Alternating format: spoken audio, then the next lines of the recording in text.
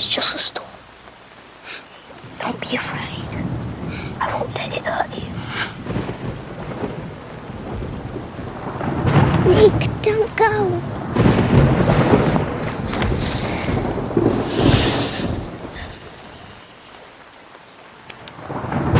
I carved it for Father. It's a brave night. Now you can be brave too. Will you stay with me till the storm ends? I'll always stay with you, Rebecca.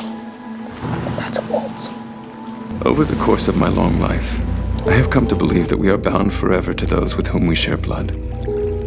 And while we may not choose our family, that bond can be our greatest strength, or our deepest regret.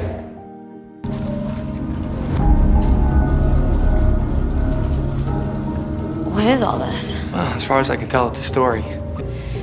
Who are the originals? I only know what I've picked up over the years, and I don't know what's true and what's not true. It's the problem with all this vampire crap. But Klaus, I know, is real. Who is he? He's one of the originals. He's a legend. From the first generation of vampires. Like Elijah? No, Elijah was the Easter Bunny compared to Klaus. He's a foot soldier. Klaus is the real deal. Klaus is known to be the oldest. My father was a wealthy landowner in a village in Eastern Europe. Our mother bore 7 children. So, your parents were human? Our whole family was. Once a month, our family retreated to the caves beneath our village. The wolves would howl through the night, and by morning, we'd return home. Hey, Anna, you burned me. That is not yours to touch. Is that me, Klaus? Something is wrong. And it's, however, until one night, our youngest brother was killed by our village's greatest threat. Father! Men that could transform themselves into wolves during a full moon. Our family was devastated. None more than Klaus. And that was the beginning of the end of peace with our neighbors. And one of the last moments my family had together as humans. Diana, I implore you. You must call upon the spirits before the next full moon. I will not. It is a crime against nature. Ayana, we have already lost too much. We cannot lose any more. The spirits can help us find a way to protect our children. So, vampirism was a form of protection?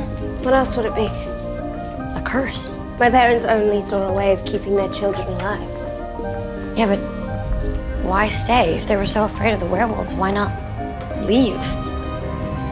Pride. My father didn't want to run anymore.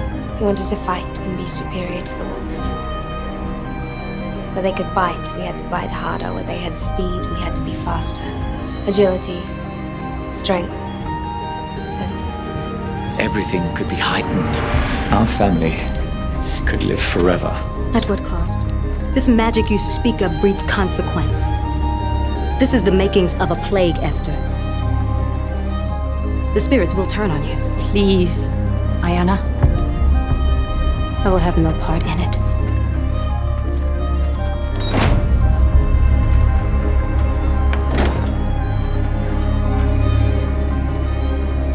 If you will not protect our family, then it is in your hands alone, my love. How did you turn? She called upon the sun for life, and the ancient white oak tree, one of nature's eternal objects, for immortality. That night, my father offered us wine laced with blood. And then he drove his sword through our hearts. He killed you. Desperate to protect the rest of us, our father forced our mother to call upon her black magic in order to make us stronger. Drink!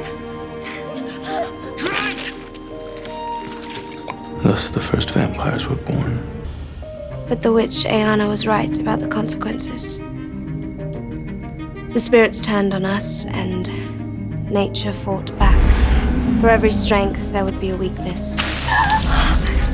The sun became our enemy. It kept us indoors for weeks. And though my mother found a solution, there were other problems. Neighbors who had opened their homes to us could now keep us out.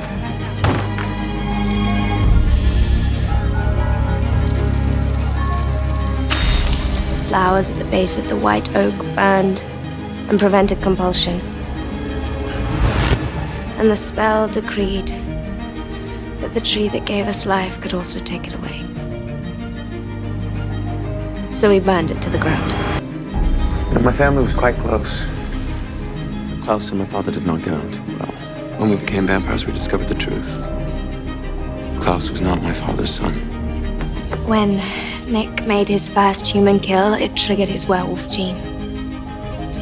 With that, he became my father's greatest shame. Yeah, Elijah told me this part of the story. Your mother had had an affair with one of the werewolf villagers. Klaus wasn't his son. My mother had been unfaithful many years before. This was her darkest secret. Klaus was from a different bloodline. Of course, when my father discovered this, he hunted down and he killed my mother's lover and his entire family. Not realizing, of course, that he was igniting a war between species that rages until this day. A war between the species? The vampires. And the werewolves. So Klaus's real father was from a werewolf bloodline? What does that make Klaus? A werewolf? Or a vampire? When he killed for the first time, we knew what he truly was.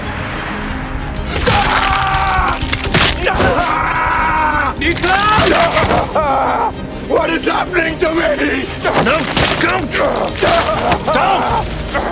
Father, it hurts!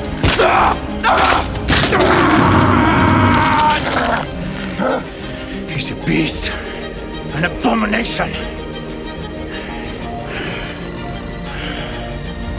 He wasn't just a vampire. He was also a werewolf. He's both. All his life, there's only ever been one man he has truly feared. My father, Michael. The vampire who hunts vampires. Okay. I knew them back in the 20s. They were running from someone who scared them. And when I met you two, you were both on the run. Also exhausting. Who were you running from? What do you mean? Last night I saw you. There was a man looking for you. You both seemed afraid. I wouldn't think Klaus would be afraid of anybody. I want to know why an original vampire who can't be killed is afraid of a vampire hunter. What are you doing here? Father says he used to take me hunting later. But I'm no good. Not with him. He gets angry at me. My father hunted me for 1,000 years, and the closest he ever came was the day he killed my favorite horse. He severed its neck with a sword as a warning. It frightens me. I thought if I could just best him just once, he would see that I'm worthy. Nobody cares about you anymore, boy. Who'd you have, other than those whose loyalty you forced? No one. No one. He beat you so mercilessly and for so long, I actually feared for your life. You ruined me. You left me to suffer at the hands of a father who valued only strength. I wanted a family. They just didn't want me. You were never the recipient of his cruelty. None of you were. Not Cole, not Finn, none of you. My whole life, I sought the approval I was denied by the man I thought was my father. You turned me into the weakling he hated. Loneliness, Stefan. That's why you and I memorialize our dead. There's the briefest of moments before we kill where we literally hold their life in our hands. And then we rip it away. And we're left with nothing. So gathering other people's letters or writing their names on a wall is a reminder that in the end, we're left infinitely and utterly follow.